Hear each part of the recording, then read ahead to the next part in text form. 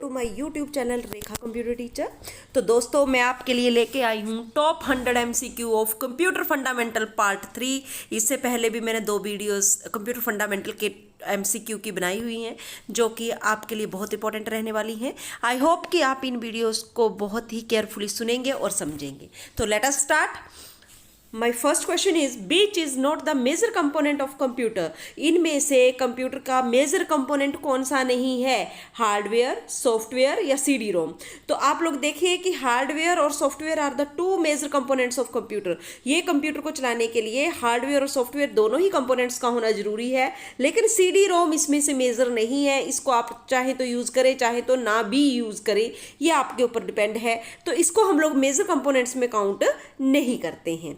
Next question is which is not a communication tool provided by computer. इनमें से कौन सा टूल है जो कम्युनिकेशन के लिए यूज नहीं होता है और कंप्यूटर इसको कम्युनिकेशन के लिए प्रोवाइड नहीं करता?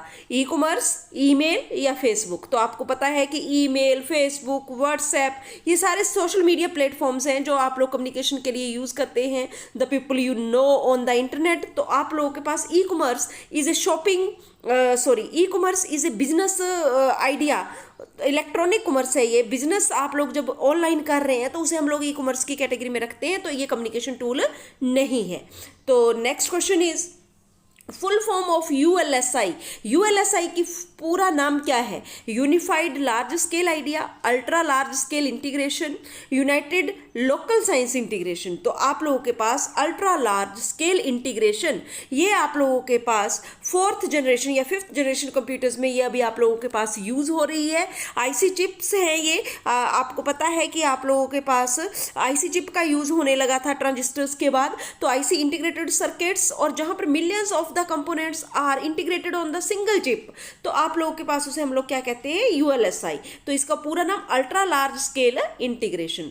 तो next question is what are the 2 major types of memory. Memory की मेन 2 टाइप्स कौन सी हैं?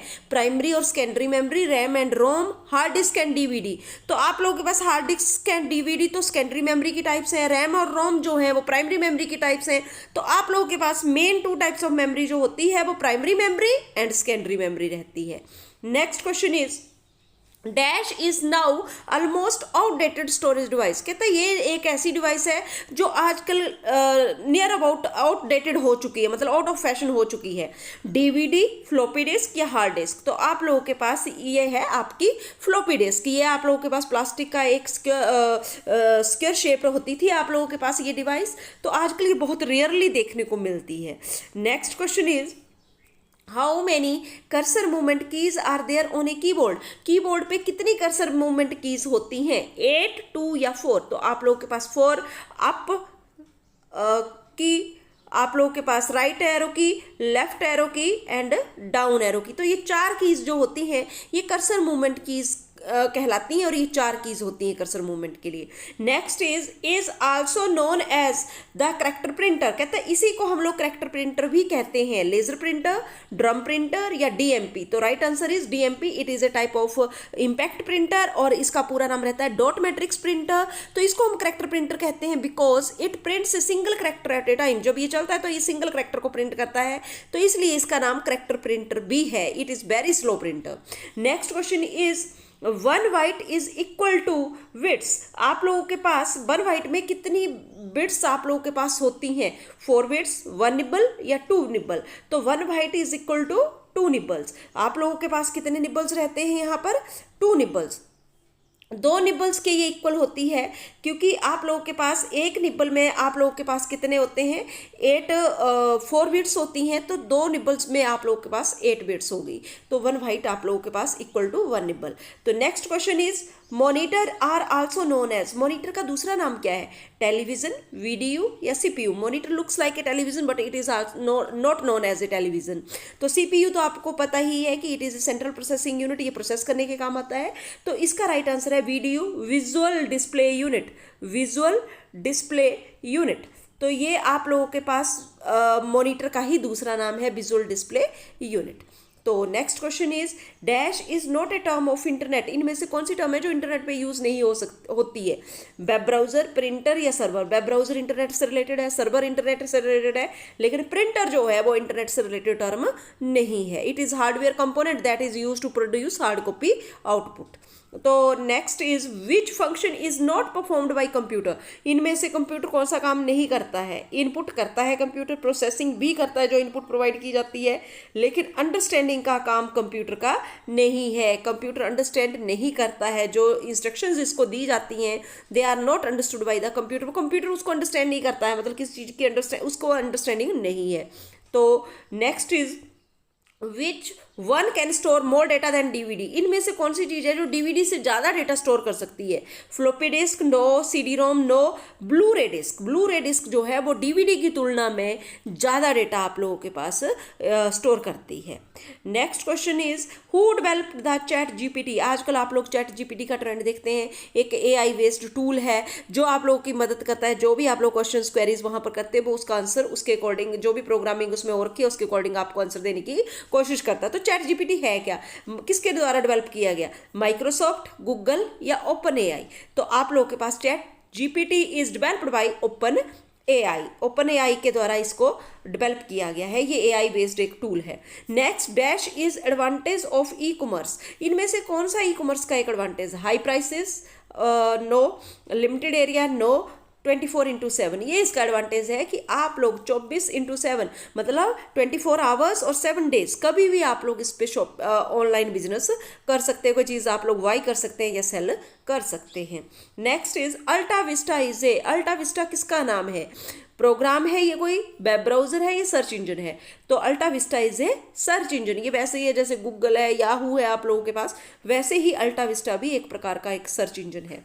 Next dash is a network that connects the local networks in the city और द टाउन, आपकी सिटी या टाउन में कुछ लैन्स हैं उनको ये कनेक्ट करता है, तो ये कौन सा नेटवर्क है? लैन। लैन तो आप लोगों के पास 2 और मोर कंप्यूटर्स को कनेक्ट करने के काम आता है विद इन ए रूम और बिल्डिंग, ये सिटी या टाउन में नहीं चलता। When it connects the computer over the world, ये पूरी दुनिया में फैले हुए कंप्यूटर्स को जोड़ने का काम करता है। तो मैन मेट्रोपॉलिटन एरिया नेटवर्किंग एक ऐसी नेटवर्किंग है that connects the computers in the city और द टाउन, ये सिटी और टाउन के अंदर कंप्यूटर्स को कनेक्ट करने का काम करता है।